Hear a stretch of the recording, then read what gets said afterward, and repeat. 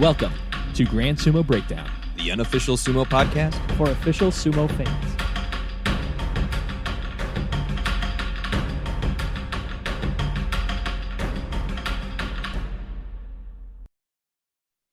All right, welcome to Grand Sumo Breakdown. We're going to do this quick while Jake is away. This is Ryan.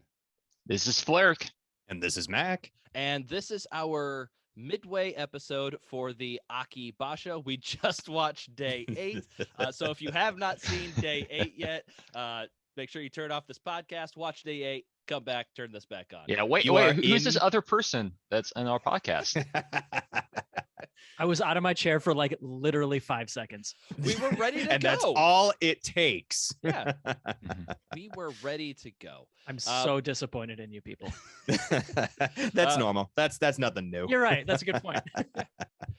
Before we talk about Jake's bitter disappointment with all of us and what has happened in the first 8 days of the Aki Basho, let's give some compliments out to some of our patrons. These are people that have signed up for our Patreon at the $1 level, which entitles them to 1 compliment per Basho. Mac, why don't you get us started? Well, speaking of entitled, Jessica Buckland, you look like the way Ikioi sings, which is quite good. I don't understand that segue, but whatever.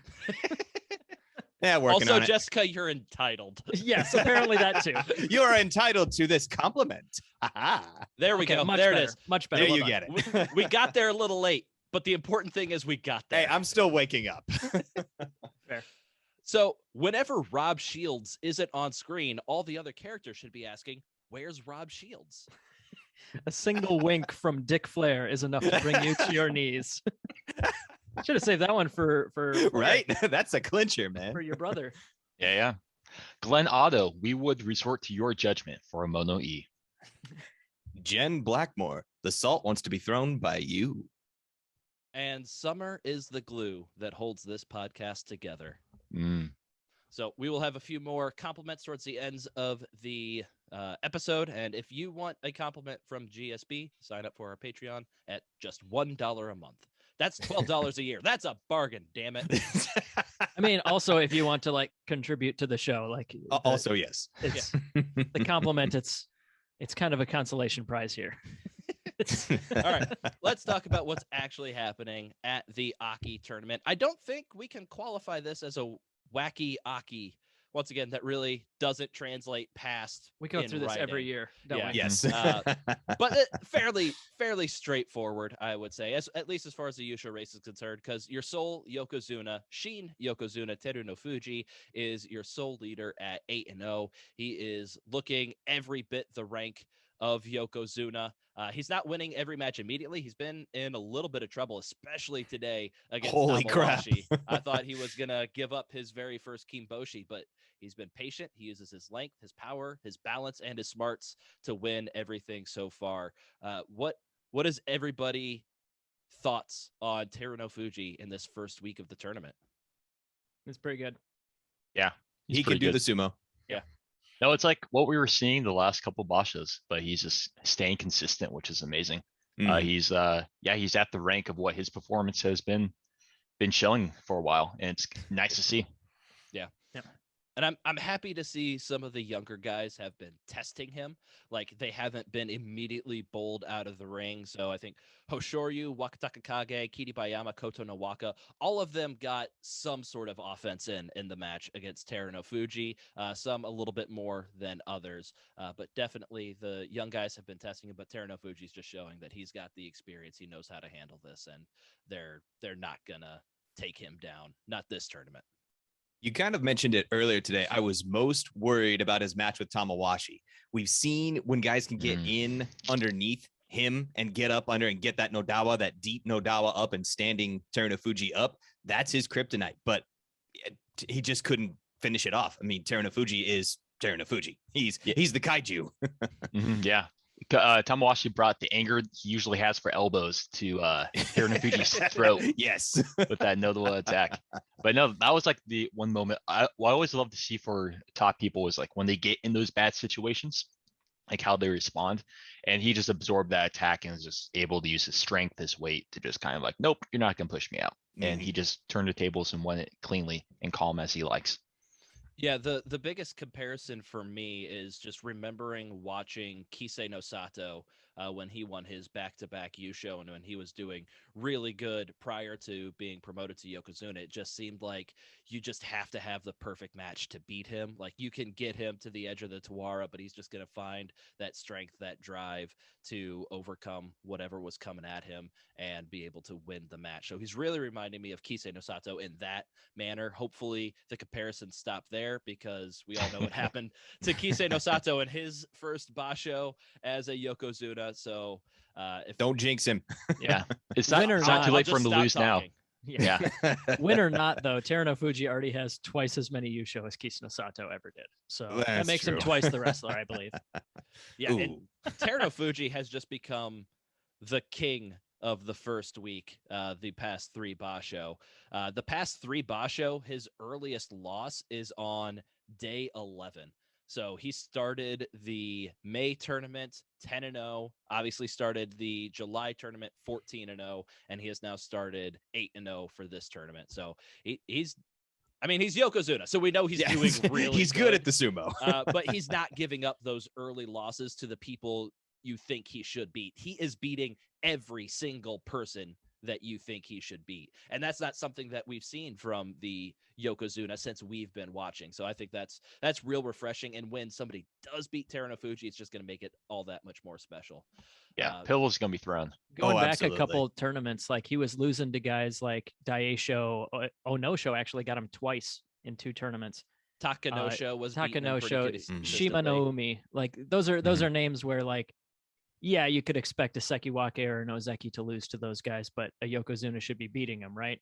Mhm. But then, yeah, this tournament, it's to me what's really cool about it is it's less that he's discovered some new thing or changed his style in some way or whatever. He's just doing his extremely dominant stuff, but every single match. Mhm. It's that consistency is really what's different the last couple tournaments, it feels like. Mhm. So let's talk about our current person that is one behind the lead, and that is Miugidu, Maegashira-ten Miugidu. Huh? This is the first time that Miugidu has started a basho 7-1, and I have a feeling that this might be the most time we ever dedicate to Miugidu on this podcast. I don't know that we've ever singled him out in a preview, midway, No. or recap episode. So in honor of that, we're going to do a little bit of a Miugidu quiz. Everybody turn your browsers away from Sumo DB. We're not going to keep score. Just yell out an answer. I just kind of want to see, like, what do we think Miugidu has accomplished in his career? Like, what level do we think he's kind of been at? So I'll start off. What division did Miugidu debut in? There are 3 Sundame. possible answers. Yeah, I go with Sundame. Sundame. Just to be different, I'll say he started from the bottom. He actually started in Makushita. He had a Makushita Tsukedashi, started at Makushita 5. It was 4 tournaments. Let me actually pull up his page on Sumo DB. I'm allowed to look As at Ryan it. You're pulls not. up Sumo DB. Well, yeah, I have to tell people what happened. Yeah, so he spent 4 basho in Makushita, all 5 and 2s before making his Juryo debut. And then how many special prizes has Miyogidu won? Special prizes. 3. 0. 2. He's actually won 5, and all of them have been technique prizes. And then Wow. how many Kinboshi do you think he has gotten? 1. 2. Okay. Or wait, he was. How long has he been around? I was gonna say Haruma Fuji was around for a while. And while that's why Miyogiryu's I'm been thinking. in. Oh wait, hang on. I'm gonna say 5. then. Kakuryu. Nah, I'm gonna go 2. You can go 2. I'll go in the middle. I'll go with 4. It was actually 6. He got Jeez. one off of Kisei no Sato, 1 off of Haruma Fuji, 2 off of Kakuryu, and 2 off of Hakuho. 2 off of Hakuho. Every single That's a good one. question we have underestimated him. Yeah. Yes. Got it. How many double-digit winning bashos in the top division has he had since his Makuuchi debut in Kyushu of 2011? So how many bashos has he had 10 or more wins? I don't want to underestimate him again, so I'm gonna say 73. Mm. No, how about like 6? think I heard 5 technique prizes, so I'm going to go with 5. I'm gonna say 3. Jake was closest. He has 7 10-plus win bashos. And Again, what do you just think? like slightly underestimating him every single time. What do you think is the most number of wins he has ever had in a basho? 10. I bet 11. he's got 12. Oh, well, 12. Then yeah, then we all got different stuff. Ding, ding, ding. Mac gets it right. I 11 did is his one. max. And the last one, which Kimarite has Miyogidu used the most to win a match? Yorikiri. Very curious. Oshidashi. Mac gets it again. So Mac wins the informal Miyogidu quiz. Yay! So what are you telling us? What are you Probably telling us? forget This about guy. by the end of the episode. Yeah, exactly. So what are you telling us is this guy's no good? Like, He's okay. He's not bad.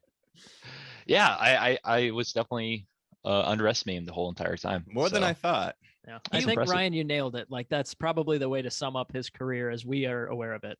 That's not bad. So a lot of his accomplishments, we would think a lot higher of him if we saw him debut. When he came out at Makushita Tsukedashi, got up to Juryo within 4 bashos. Then he actually got injured, sat out for a while, then quickly made it back to Juryo. His first 2 non-injured bashos in Juryo, he won the Yusho in both of those.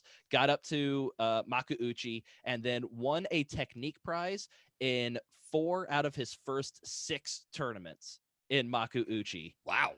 He was up to Komosubi and Sekiwake in less than a year of his Makuuchi debut. Then he started picking up a couple of Kinboshi and got his final technique prize that he has won in May of 2013, which is just about a year and a half after he debuted. So his career is like very front loaded, and we didn't come in until 2016 to start watching him, where all that he's won 4 Kinboshi since we've watched him. But other than that, there's not really a whole lot that's going on with Miyogidu. And I mean, he is 34. So I do think it's interesting just kind of look at the beginning of his career. Like, yeah, we probably have underestimated him a little bit. So all of that being said, Jake, Miyogidu is 7-1. He is 1 behind Teru no Fuji. Is he a realistic Yusho contender? I mean, regardless of what we just went over, no. I just cannot see it. Like his wins this tournament, some of them have been pretty cool to watch, but like he hasn't been like particularly dominant or like standing out all that much just from his what we've seen in the ring so far. I just don't have any faith in this being any more than like the fluke Megashira who takes it somewhat close to the end. Like there's always at least one, right? Yeah. And I just think that's what he is. I think this is a textbook case of that. He's not low enough on the Bansuke, though. He needs to be at least M16 or M17 to really have a shot. Yeah. He's got to have he can only, a Maegashira can really only win if they have 1,000,000 to 1 shot. If they have any better shot like that than that, then they have no chance, right? Yeah. That's what the data supports in that regard. And then, yeah, I don't have too much faith in this. I don't have too much faith in this guy either. It's just mostly because Teru no Fuji's looking so good, but yeah, we'll see. And then we have a group of Rikishi that are at 6-2. I think we can all safely say, based on how Teru no Fuji's performing, if you're 2 wins back at this point, you're already too far back to win the Yusho. But we do have 5 guys that could compete for a June Yusho. And leading that pack is Sekiwake Mitakayumi. We've seen this kind of start for him before. So, Fleric, I ask you, will Mitakayumi get to double-digit wins this basho, or are we going to see a week 2 slide from him? I definitely think that will be the case. He'll get double-digit wins. He's been looking pretty good, and like the people above him are not looking all that good other than Teru no Fuji. Yeah. So I'm very hopeful he's going to have a very strong basho and win it out. He does still have both those Zekis to go and a Yokozuna. Fleric's point, the people above him, not looking all that good. Yeah, I think he has a very good shot against all of them. The only one, Teru no Fuji, I'll give the favorite to him. And so, yeah, we'll see. Whether or not it's Jun Yusho or Yusho, we'll have to see how everyone else performs. And then our other Rikishi that we have at 6-2, we have Maegashira 6, Onosho, Maegashira 8, Okinoumi, Maegashira 11, Endo, and Maegashira 17, Chiyo no Kuni.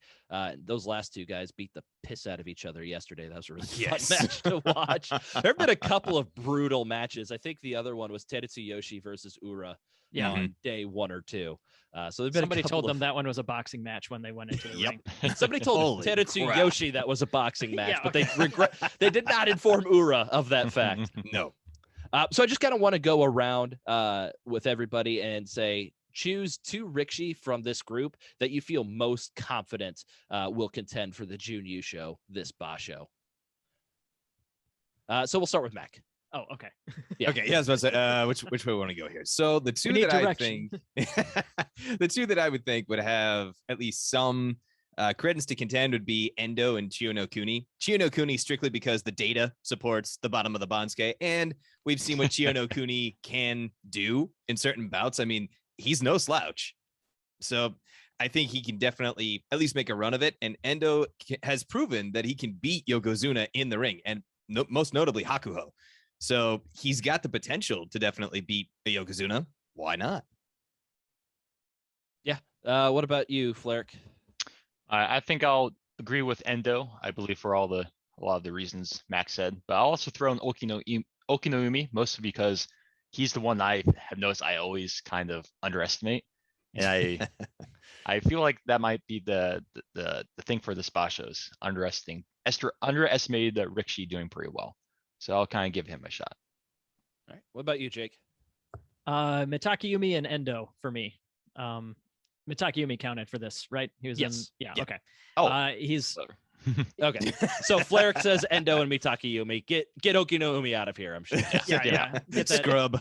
Get that trash out of our discussion here. I thought it was assumed that he's Well, yeah, but Endo for me has his defense always blows me away. Well, not always. Occasionally, he'll have a tournament where he strings a few together, a few epic defenses, epic back and forth matchups and comebacks and stuff like that. But yeah, I think he's always one of those technical guys that can on a given day put up some really cool moves, put up some a comeback, some crazy balanced defense stuff. But this tournament he's been impressing me with it. Hopefully he can keep that up, because I'd love to see him succeed after being hyped for 10 years here. It'd be pretty good for him. Yeah, and I'll continue to make it a forfeit for Endo and curse him into losing the rest of his matches, as we now all believe in him. Yes, but I'm also with Mac. I'm liking Chiyo no Kuni this basho. He's at a good spot on the Bansuke where I think he's already fought 2 Juryo Rikishi. Now the injury situation has evened itself out, so we're not having Juryo people come up. But if one more person goes out, he could have a couple more matches with Juryo Rikishi. That'll certainly help. So I think his schedule and just how good he's been looking, I think Chiyo no Kuni definitely could contend for that June Yusho. So let's talk about the Ozeki a little bit. We had mentioned the people ahead of Mitakayumi on the basho, Teruno Fuji notwithstanding, aren't looking the greatest. We'll start with Shodai, as he is ranked a little bit higher. Is anybody thinking Shodai will not get Kachikoshi this basho? Because I'm feeling pretty comfortable he will. And he's shown a few of the flashes of Shodai from 2020 that won a Yusho and rose to Ozeki. I think the one in particular I'm thinking of is the match against Takakesho, where suddenly Shodai turned into an absolute brick wall. Holy crap, that and match. Takakesho literally bounced off of him. One good right arm shove and Takakesho was out of the ring. Yeah. So Mac, does Shodai, we talked about it on the preview episode, does he have big Goedo energy going this basho, or is this just our typical Shodai where sometimes, he looks like an Ozeki, and other times he's just like, okay, Koto no Waka, take me out of the ring, please. Well, Koto no Waka's match today aside, I think this is unfortunately typical Shodai. He's showing flashes. He's showing some energy, possibly siphoning off the desiccated remains of Goedo in a closet somewhere. We don't know. We don't know what's going on with Goedo, but I'm not convinced just yet, especially with the remainder of his schedule looking ahead. I like the flashes that I've seen from him, but I'm not convinced yet. I mean, has anybody goedo photo of Goedo recently? Hence my worry. Where's Yeah. Goedo? What is he? Takekuma Oyakata now? Mhm. Anybody know that Yeah. for sure? It sounds about right. I know there was a Kuma in there, I think. Mm-hmm. All right. Anybody else have any other thoughts on Shodai, this basho? He had a very good start, I would Yeah. say. Mm. Like I was like halfway convinced that he was going to be like somehow going to win the thing, how we all kind of joked during the preview. So I won't be surprised if he has a strong win out and maybe get a junior show, depending on how the rest of the pack does, Teruno Fuji does. So Mhm. I think he's looking pretty good. All right, and then we'll get to Takakesho real quick. So started off the basho, definitely struggling coming back from that injury. Does not look like he has his typical strength or energy that we see from a healthy Takakesho. So just a reminder, he's coming back from that neck injury that he sustained facing Ichinojo in the Nagoya basho.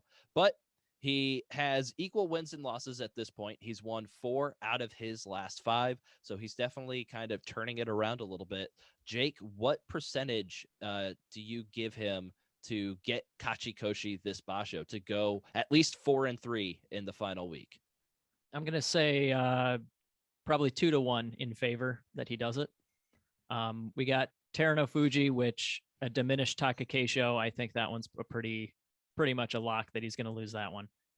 And then between like Mitake Yumi, has he faced Takayasu yet? He faces Takayasu tomorrow. Yep. Takayasu is always a tough one, even if he's having a tougher tournament. But at the same time, he's clearly heated up. So those first 3 matches, he lost to Hokuto Fuji, Kiribayama, Ichinojo. Those, I mean, none of those are like entirely egregious on their own, but losing the first 3 matches was certainly a big deal. But then, yeah, he's come out and he's found ways to win, even if he's not looking at 100%. So I do think that he's definitely warming up. He's getting better, but yeah, there's a couple tough matches ahead of him. So I'll say that I think that he probably will, but it's not great odds. Yeah. He's going to be pulling into his bag of tricks to get these wins. It feels like to me. Which is not a And- huge bag for Takakesho. No. It's just part of the problem. Yeah, I don't, but I'm- well, pushing, pulling, you can get anyone on that if you get the right pull at the right time. So I'm still we'll see. feeling confident with the 0 10+ wins Ozeki. I mean, they could still get Kachikoshi, but I'm thinking that 10 win stretch is going to be a little tough to hit. Yeah, probably. At least at this point. I think Shodai. I think Shodai can get. Of the 2, yes, he would be Mhm. most likely at this point. God, I don't know, but then he would only be able to lose 2 matches. Teruno Fuji is going to destroy him, and then it's Shodai, so he's going to lose to Tetsuyushi and Chiyoshima or something like that. I like how I've converted you, Ryan. This is, it's Shodai. I don't know. I'll still say F it, Shodai, 10 wins. If anybody has like the slapstick power to take out Teruno Fuji, it very well could be Shodai. Yeah, Also true. That's fair.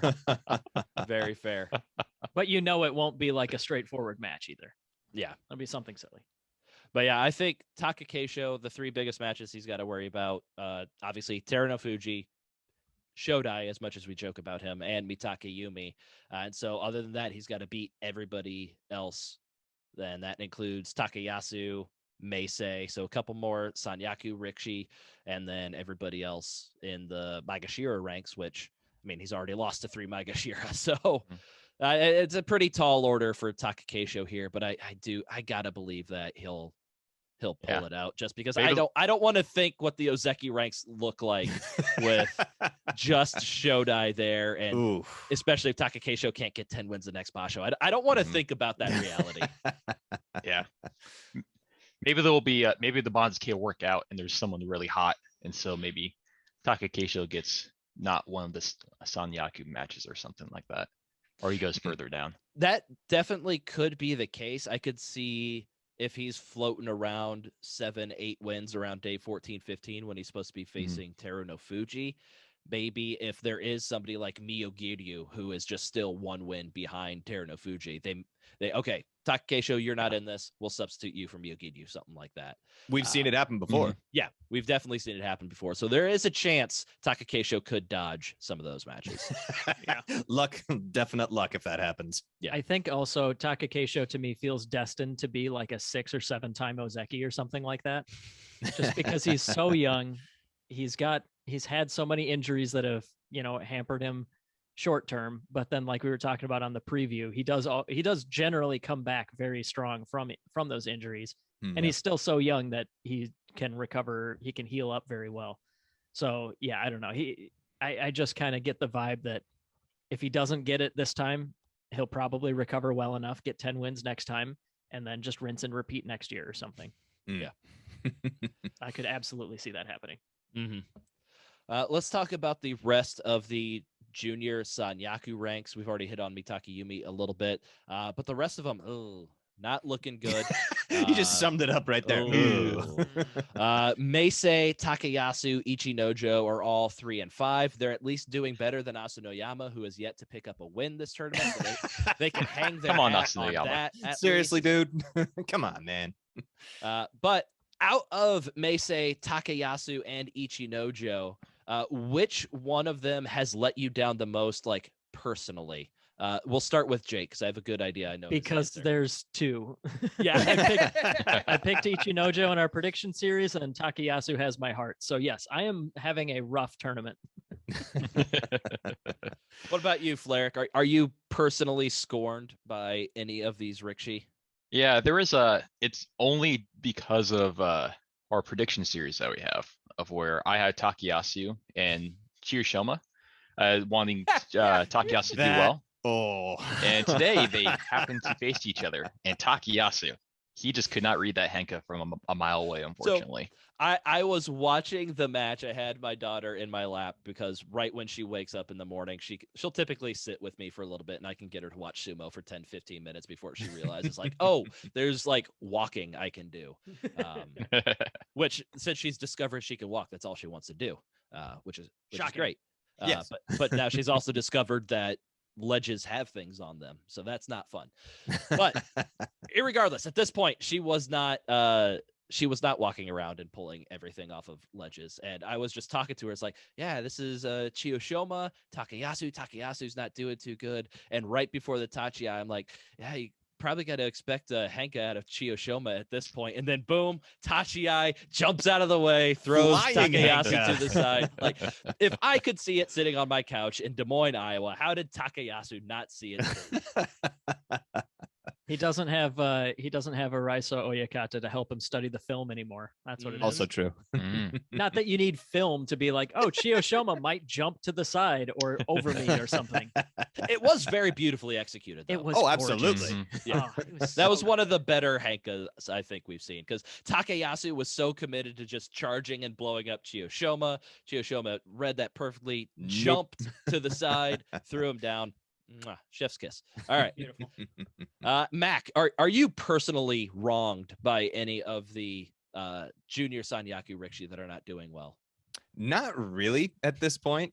And I would say the only one that's just kind of made me scratch my head is Meisei, just because of his past records, of his past performances, and he's got the youth factor, I think, going into this. And I would have thought he'd be performing a little better. But other than that, Takayasu Ichinojo, I'm okay. Sorry, but I'm okay. Yeah. I would say if any of these guys have personally wronged me by their mediocre performance, it'd be Ichinojo, just because I said I thought Ichinojo was going to do really good this tournament, kind of forgetting that he had COVID 2 weeks before. That might somehow affect his performance. He gets into matches and he's like, oh, I can't taste and smell as good anymore. Oh, no. And somehow it blows up in his face. Yeah.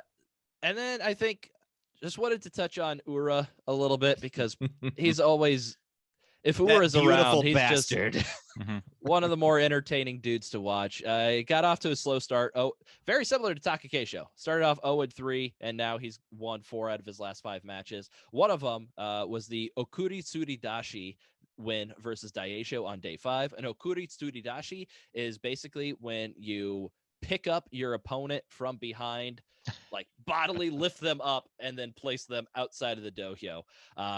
It's the opposite of Tochinoshin's, like lift them up from the front. Frontal, That's called yeah, suridashi. Yep. Okuri just means the same thing from behind. Yep. Mhm. But from what I saw, it sounds like this Kimarite was added like right around like 2000, 2001. Oh. It was added as an official Kimarite, and there at least aren't any instances of it happening before 2000 or 2001. So that kind of lends credence to the fact that that's when it was added. But this is officially the 16th overall Okuritsuki Dashi in the past 20 years, and only the third in the top division. And this is the first time it's happened in Makuuchi since Hoshuryu defeated Ama in Kyushu of 2005. And Ama is who later became Yokozuna Haruma Fuji. Yes. So just good things are coming for Ura and Daisho. If that one match means anything. Yes. Of course, it means everything. So yes, so guaranteed Ura Yokozuna now, right? Yeah, what you're saying? and Daisho. Oh. And a name change is coming up for Daisho too, it would appear. Jeez. I think the real strength of this podcast is our ability to extrapolate from limited data. That sounds about right. We're really good at that. Yeah. Oh, man.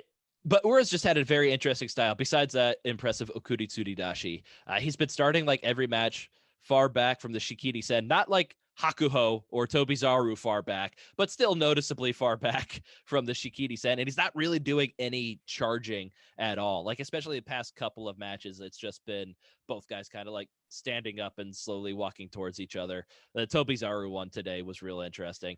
But Yep, I was going to talk about that. Yeah. The thing that I've loved the most is he's gotten into like two that I can recall of like the old school WWE tests of strength where you'd like interlock your hands and like you'd put your chest up against the guy or you put your head up against them and you're just trying to like bend their hands backward and stuff like that. And so he's done that twice today with Tobizaru and earlier in the basho against Aoyama. And I'm sure it's happened before and I've seen it, but I just really noted it this time and thought it was really interesting and unique. But Oyama, it's like, you're not going to, okay, Tobizaru, I could see maybe doing that against him, but not Oyama. Yeah, that would be the wrong guy to do that move to. Exactly. To me, it looked like it looked like freestyle, like high school wrestling, kind of a setup. And it's just so weird. Like, win or lose, Ura is just always weird, and that's the best. Yeah, Yeah, definitely. He's definitely unique. That's the move that he tried to pull on Okinoumi yesterday, where he tried to do like one of those fancy like turn around back Yeah. sort of things. And Okinoumi, to Flair's point, he's just like, we underrate him. Like Okinoumi's like, no, I'm 36 years old. I've been in Makuuchi for almost 100 tournaments. Literally, this is his 99th bot show in Makuuchi. You're not gonna pull a back body drop on me. All right. Who else do we want to talk about in this tournament? Flair, is there anybody else that has stuck out to you that we haven't talked about already? Most likely not. So if I think of one now, I'll chime in. Fair enough.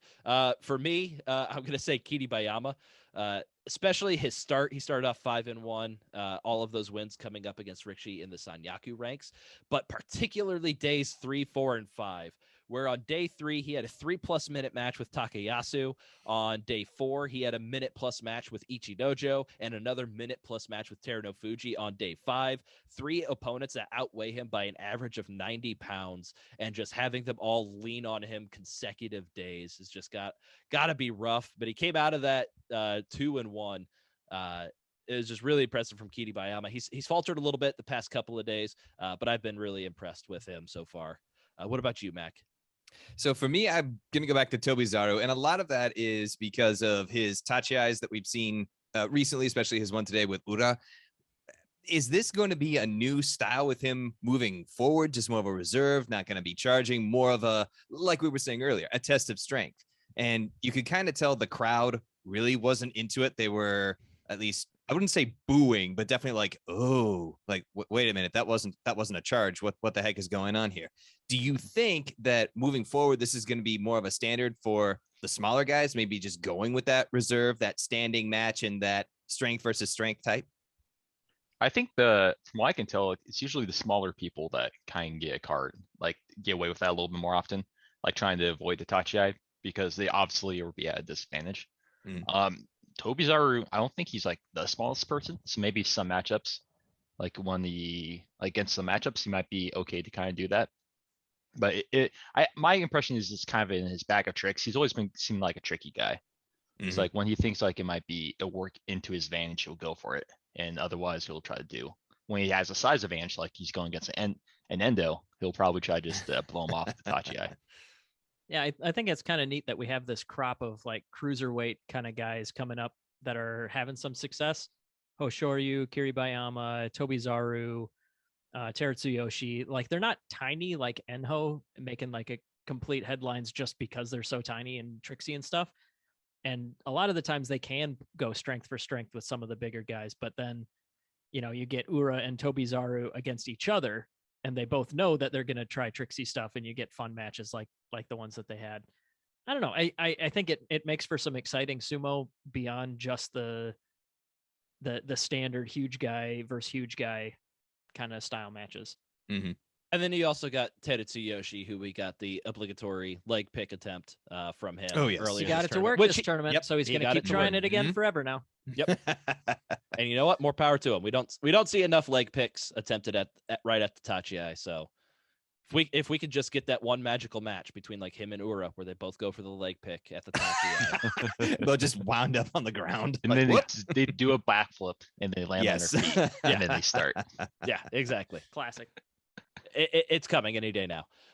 Jake, what about you? Who stood out to you? Aoyama, just because there's no other time that we'll bring him up really. He exactly like Takakesho in a surprising number of ways. These like pure pusher puller guys started 0-3 and then went 4-1 to get back up to 500, kind of arriving late.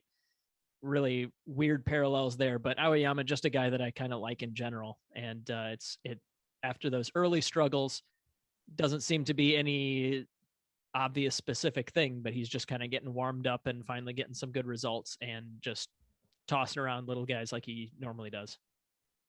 Not tossing, pushing. Well, pushing, yes. How have we mentioned Hoshuryu yet? He's have coming. not. Yeah, that is someone who's been very impressive, and like he came back after today, and Mhm. the thing that kind of made me giggle is he showed a little bit of Hoshuryu when he went like a little fist pump after his win. Yeah, Yes. I wonder if we're gonna hear anything about that, because Lord knows we heard it when Hakuho did it, but I know there's no like deliberation council for Maegashira ones to tell us all the bad things that they have done. So we might not hear anything about that. But yeah, I like seeing the emotion. Like Ura, when he did the Okuritsuti Dashi, he basked in the glow for a little bit. Ura As well he knows should when he have. does something cool. I enjoy that. Yeah, we'll probably hear from the YDC at some point, like 3 years down the line, when Hoshuryu's in line for a promotion. It's like he did that fist bump a couple years I don't ago. know. Yeah, I don't know. And That was a great match, though. Yeah, both times. Both matches that they had to do. Yeah. Definitely deserved Tori Naoshi on that one today. I don't think Yes. there's any debate there. But speaking of things that the Maegashira 1 Deliberation Council can score on Hoshuryu for, in his loss to Takakesho on day 4, the Gyoji had to call him back for improperly bowing after the match. And I rewatched that. Like, it looked fine to It was me. fine. Yeah. Mhm. And like when he came back and did it, it looked like the exact same bow. So maybe there's intricacy that I don't understand that he didn't do. Maybe the Gyoji just was having a bad day and needed to take it out on poor Hoshuryu, but I don't know. But yeah, he's 2-4 or 2-6 effectively at this point. He's only lost 3 matches, but those matches were to Yokozuna Terano Fuji, Sekiwake Mitakayumi, Ozeki Takakesho. He has beaten Ozeki Shodai and Komusubi Ichinojo. So he does have a couple of good wins. And from here on out, the only other Sanyaku Rikishi that he's got would be Meisei, but I believe they're in the same Heya. So he's only got people ranked below him for the remainder of the tournament. So hopefully he can pull some crazy stuff and go like 6-1 the rest of the way and get a Kachikoshi. That would be Good luck. amazing. Yeah, and I'm hoping that he's feeling better because there's some spicy matchups there with Wakataka Kage and Kiribayama. Wakataka Kage tomorrow. Yeah, those if a healthy Hoshuryu against either of those guys sounds like a really fun match to watch. Mm-hmm. And so far, I think kind of what we said, Maegashira 1 through 3, those kind of younger Rikishi, we said nobody's really going to get absolutely demolished or blown out here. And if somebody was, it'd be Hokuto Fuji. And hey, here we are. Well, Hoshuryu only has 2 wins, but he's come back. We expect him to rack up a few more wins. But Takanosho is 4-4. Hokuto Fuji had 2 wins and unfortunately had to pull out due to injury. Kiribayama 5-3. Wakataka Kage 4-4. Koto no Waka 3-5, but he just picked up a win against Ozeki Shodai. So none of these guys are absolutely getting blown out at this point, which is kind of what we expected and hoped for. Mm-hmm. Yeah, Hokuto Fuji didn't really get blown out, only his knee. Yes. Unfortunately, yes. All right, and then I feel bad about that joke already. I'm sorry. So we mentioned Hokuto Fuji. He pulled out on day 5. There were a couple other Kyujo that we had that kind of just worked themselves out. The aforementioned Hoshuryu, he had to pull out on day 5 due to like tonsillitis. But then he sat out 5, 6, 7. Obviously back today on day 8, and he like apparently had showed up to the Koguki-Con on day 5 when he pulled out, and I think they took his temperature. It was a little high, and so he had to go Kyujo, and maybe they found the tonsillitis. I don't know. It's weird. Temperature's a little high. Let me see them tonsils. Exactly. That's exactly what you go for when the temperature's high. Yeah. But similar to Hoshuryu, Tsurugisho was absent from day 4 with a fever. Same thing. He came into the Kokuki-Con intending to compete, took his temperature. It was a little high. They tested him for COVID. It was negative, and he was back the next day. And as soon as he came back, he's like, you know what? Let's do another Henka. Yep. Yeah. He's got 2 of them now, I think. Yeah.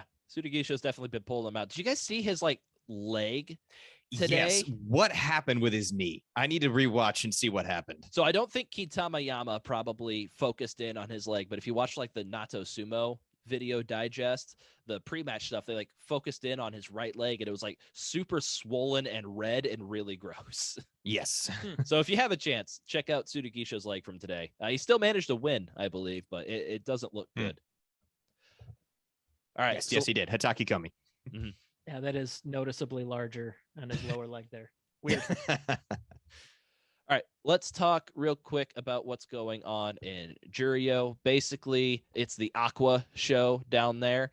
He is your sole leader with 7 wins, but he does have a pack of 6 or 7 Rikishi behind him that only have 2 losses, including like Abi, and Koto Shoho is finally doing good. Oh, right on. But the real story about Aqua is he is a Kakenage machine.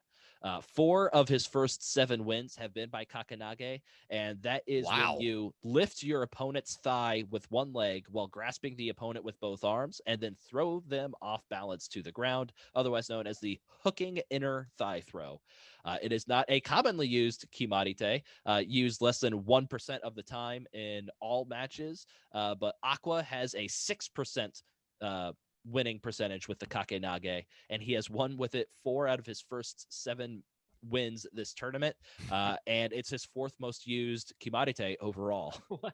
I wonder if he has like a background in judo or something like that, because it's definitely a very judo hip tossy kind of move. Yeah, and like he's solely going for it this tournament. He tried like 2 or 3 times in the match that he won today, right? Yeah, and like I think it was against Shohozan a day or 2 ago. It was just attempt after attempt after attempt after attempt, but it kept getting defended, and then he finally got it to go.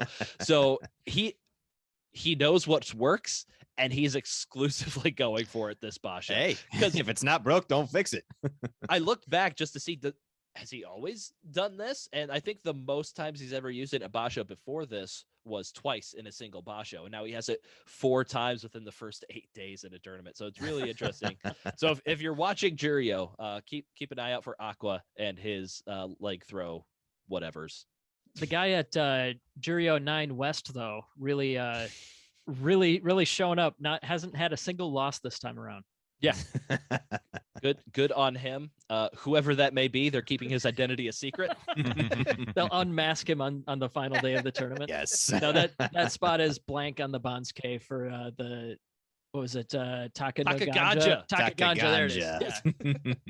The Takaganja scandal. Instead of like having him be absent for the basho, they're like scrubbing him from the history of sumo or some shit. Yeah, I want to know why his is blank, but like Shonan Zakura, who also retired after the Bansuke was made, but before the tournament started, why his name isn't like completely absent off of this. So I do wonder, is it because it's due to scandal? It's like, oh no, get them out of here. We don't want their name associated with us anymore. Or I think that's a safe assumption. I think that's a safe assumption. Yeah, I'd agree with that. It's a scandal.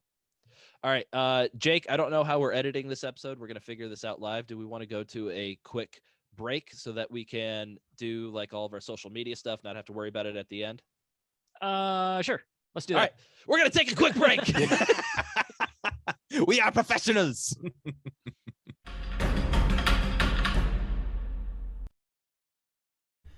If you enjoy the Grand Sumo Breakdown podcast, you can leave us a 5-star review on Apple Podcasts or your favorite podcast listening service. You can find us on social media, Facebook, Twitter, Instagram. Just search for Grand Sumo Breakdown.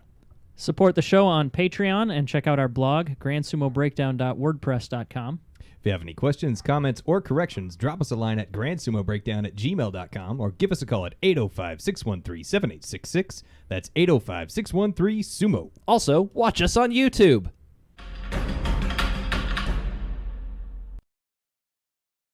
Welcome back. We're not really going to bother with the GSB belt. It's kind of boring. The guy that started the tournament is undefeated. So Osanai, pretty awesome run. Good for him. Bravo. Very good. We covered it. Yep. All right. I don't know. I might edit that down for time, but no. But yeah, over the break, we did take a look at previous dismissals just to like figure out what's going on with Takagenji. And it does look like we found a previous dismissal. Wakanoho was also kicked out for weed. So they did the same thing. They just had a blank spot on the tournament, or on the next Bansuke. There was just a hole there rather than a 0-0. So Maegashira 8 East in September of 2008 just did not exist. Same way we're doing it with this Juryo one. After the match fixing scandal, it looks like there was enough guys that they just kind of wrote them off as 0-0. There'd be too many names to scrub if that if just be a weird looking Bansuke, like what 5 or happened to 6 on everybody? that one in 2011. Yeah, but whatever. We just figured we'd take a look while we were talking about it. All right, we'll do a quick update on how our predictions are looking for our Champ Chump series. Not overly impressive picks for us this tournament. But Mac, as he is the one who got a pick first, so he got Teruno Fuji. Obviously, he is choice. Winning. And Mac is probably the clear contender for shooting somebody with a Nerf gun on the recap episode. Looks like it's going to come down to me and Jake for the victim of that shooting, as we both have piss poor champs and Mediocre chumps. Yeah. There are only 2 standout picks out of the 8 picks we did for our prediction series. Mm-hmm. Teruno Fuji, great champ. Chio Shoma keeping Flaric's team alive as a chump. And then everybody else is within like 1 win of 500. And it's like, it's just all around mediocrity, which is probably very fitting for us. Yes. Big match for Flaric and I tomorrow. If I'm remembering correct, is it Takakesho? Takayasu versus Takakesho. Yeah. Mhm. So if Takakesho wins, I get 2 points for that. If Takayasu wins, Flaric gets 2 points for that. So that could be very big for Ryan and not getting shot by Mac repeatedly on our recap episode. Big showdown for several of the marbles. Yeah. Let's go Takayasu. Let's go. No, not that. Team stay Ozeki Takakesho. All right. Let's move on to our lightning round. Pew, pew, pew, sound effects. Woo! All right. So good. Jake, who has impressed you the most so far? Teruno Fuji. Knew he was going to be good. He's just way too good. What about you, Flaric? Hoshuryu. He's been showing some really good flashes of brilliance. I love it. All right, Mac. Ura, you keep keeping on, man. Hell, I'll say Miugidu. We've always underestimated you. Who's After that? You've all the digging you exceeded did all today. expectations of us. I swear I've never heard that name before. All right, Flaric, who has disappointed you the most so far? I think I said Takayasu before for not reading Yeah. Hanka, so I'll go with that. What about you, Mac? I'm going down the Bansuke on this one, going to Kaisei. Like, what are you doing, baby? You're better than this. Kaisei 3-5 at Magashira 14.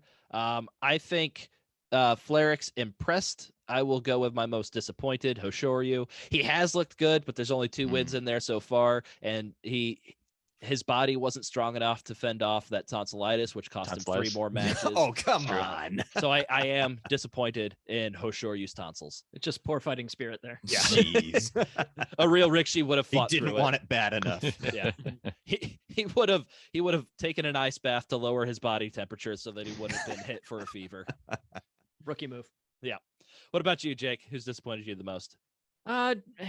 I mean, there's a couple, but because we haven't mentioned him already today, Tochi Notion. Only 2 wins so far. It's just a sad fall, and it's slow enough that it's continuing just every tournament. Yeah, it's not even like, it's kind of like Kodo Shogiku, but I feel like Kodo Shogiku got a few more winning tournaments in his fall down the Basket. Tochi Notion has just been a slow, steady fall. Mac, what has been your favorite match of the basho so far? Going with recency on this, but Hoshuryu versus Ichi Nojo. That was just amazing. I mean, coming off of the not wanting it bad enough, tonsillitis, injury, whatever you want to say with that, but just how he was able to stay calm, the Tori Naoshi, the failed throw by Ichi Nojo, just Hoshuryu keeping his calm, keeping his feet, keeping his balance just right, and forcing Ichi Nojo out of the ring. Bravo.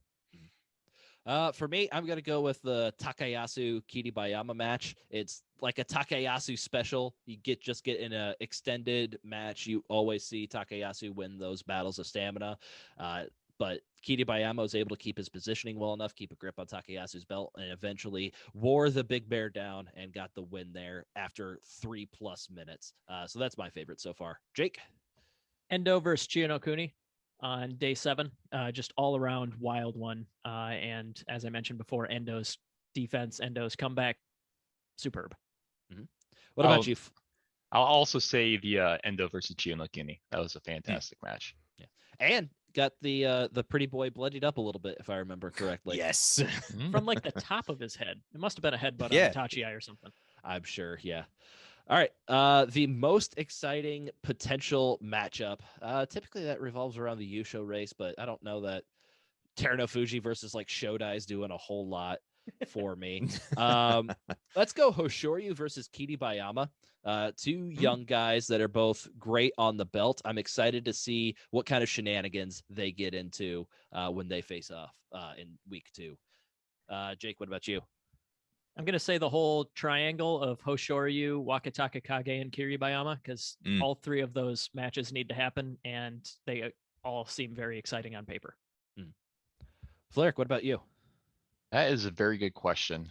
I think the Takakesho storyline is interesting me a lot. So maybe Takakesho versus maybe the Shodai. If he can win that one, that would be some big steps to getting his Gachigoshi. All right. And what about you, Mac? I would say, like, I know you're not excited for it, but Teruno Fuji versus Shodai, just because we've looked into Shodai's record and he's always traditionally done well. So I'll be curious to see if Teruno Fuji can put the stop to that. Yeah, I think Shodai is probably the best person to give him a loss. So I think that will be good. So we know him and Takakesho have been fairly even throughout their career. Do we think Takakesho is just too hampered at this point to really give any fight to Teruno Fuji? That's what I'm thinking, yeah. Yeah. I think that's gonna be. It should be Teruno Fuji's. But you don't know what's gonna happen. But this is sumo. Yeah, This is sumo. that's the ones. Let's go.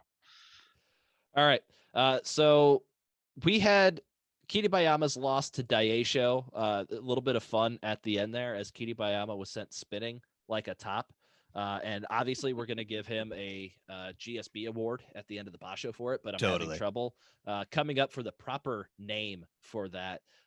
So I want each of you guys to propose a name for that title. So Jake, what should we name the award that Of we course, give? you make me go first. I hadn't. I've just been going around my Zoom screen, and it's come back to you to start Damn. it off.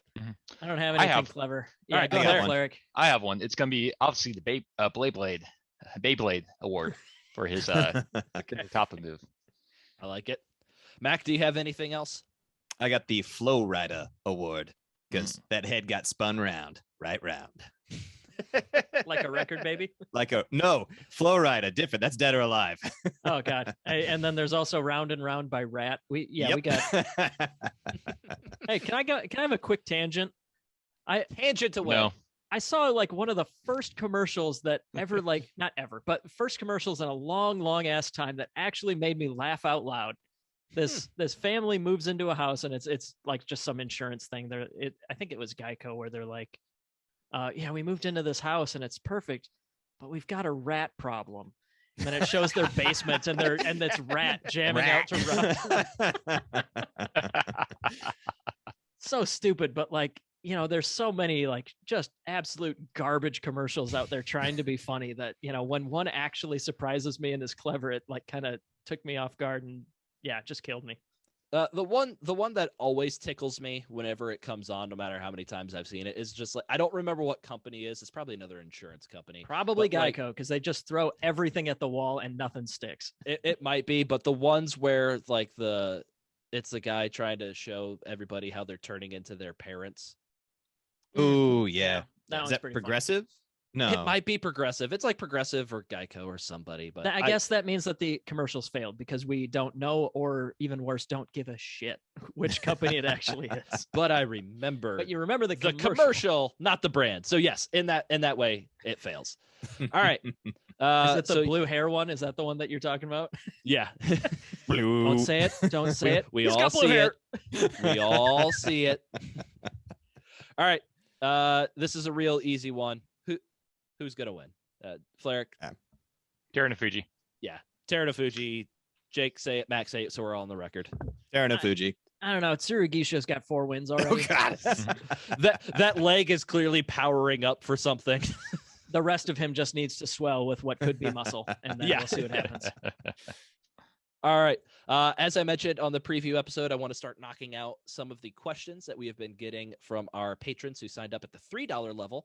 So on tap for today is Anna, who asked us, are Rikishi required / pressured to dye their hair black if it is not naturally black? Luckily, I did find an article about this pertaining to one Baruto, who was the first Sekitori that had blonde hair. So I am going to put a couple of pictures in our Discord so that you guys can see what we're looking at here. Should make sure to tweet those when we post the episode. Oh, yeah. So you can see in the first picture, very blonde hair, tied up in a top knot. And then after he has made like the Ozeki level, the hair is very clearly a Jet lot black. darker. Yeah. And so It there was, depends on the light, really. It Yeah. could be blonde. But- yeah, that's the blackest black I've ever seen. It's like Spinal Tap album cover black. It can be none more black, Mac. So all this information that I've got here is summarized from a Nikon Sports article back in 2005, where they're saying there is no precedent for a golden oicho. Granted, there's no regulation regarding hair color in the official rule books, as there is one of no blonde hair in some Japanese schools. It is just that sumo is the national sport with all of its traditions. Fortunately for the Kyokai, Baruto's success has outpaced his hair growth, and so his hair has been long enough for a mage only since the Haru Basho, and he probably won't be able to wear an oicho until next spring. The JSA chairman wants to procrastinate. He said, we'll first apply some hair oil and see what it looks like. If it isn't dark enough, we may have to consider hair coloring. They said that after daily application of the Beetsuke oil, Baruto's hair has gotten darker from the original golden hues of when he arrived in Japan to the current dirty blonde that he had at the time. The Shinpan director at the time said, the oil is making it much darker. I think it should be okay. But another Oyakata at the time disagreed. He said, unlike the Chonmage, where the hair is bundled, Oicho is spread thinly. Depending on the lighting, it may not appear darker and instead emphasize the blondness even further. Once his hair has grown longer, we should all take a look and then decide. I absolutely can see this being like the main topic of multiple meetings and all sorts of bull. Yeah. We'll spin up a committee to look into this. From what I could tell, I don't think his hair ever did get dyed. I think the Beansuke oil, the consistent darkening of that, did enough. But there was a John Gunning article in the Japan Times, his article, Sumo 101, The Top Knot. Quote from that says, Ozeki Baruto's Estonian hair was almost too fine to properly set in a mage. At one point in his career, they tried to solve the problem by taking some strands from a stablemate, dyeing them blonde, and weaving them in. That turned out to be just as disastrous as it sounds. What? And after much mocking, the idea was swiftly abandoned. Good, that's stupid. Wow. So they tried to give him a weave. There we go. Yeah. So to fully answer your question, Anna, they are not required as there is no rule. But yeah, they'd like your hair to be black. Please let it be dark. Yeah. So speaking of patrons, let's get to some more compliments, starting with Jake. We got a meatloaf compliment here, apparently. I would do anything for Joe Hobbs. And in fact, I would do that. King of Salt, you are in fact the sharpest tool in the shed. Casey Mustang, your shining effervescence lifts the room whenever you walk in. It's a big word. Beth Comer, hey girl, your 401k is looking fully vested, yo. Wait, what? Oh my. And Trent, may both sides of your pillow always be cool. Ooh. All right, so that's going to wrap up our discussion for the first 8 days of the Aki Basho. We will have a recap episode, hopefully up a day or two after the final 7 days of the tournament, and somebody is going to be shot with a dart gun far more times than is necessary, and please, Lord, let it be Jake. Yep. We will be recording that one in person. We will not have That will be, we will not have like everybody's wives standing by for like Mac to send a text. All right, Gabby, shoot him. Gabby, shoot. Well, for like she'd do remote that dart anyway, launching. as would Yeah. Katie. Yeah, but I highly doubt my wife is just going to stand at the door side for 2 hours while we record a podcast. Just as, Oh, no. But if she does get to shoot me every so often, she might stick around for that. Real next quick step- before... No, go ahead. Yeah, next step, I suppose, would be just figuring out a way for our webcams to have the Nerf gun rigged on top of it, and we could just like remote launch with a button. Yeah, That'd We be have fun. the technology. We can make it happen. But yeah, I'm sorry, Matt. Go ahead. No. I was just about to say real quick for the USA Sumo side, the write-up for the Iron Belly Sumo tournament is live, so check that out on our blog. All right, Jake, you took away how we usually wrap up the episode. What are we doing to finish? Yeah, what do we this? do? How we do this? Bye, guys. Bye. See you in a 7 In a or 8 days. week. Bye. See, isn't that much more smooth?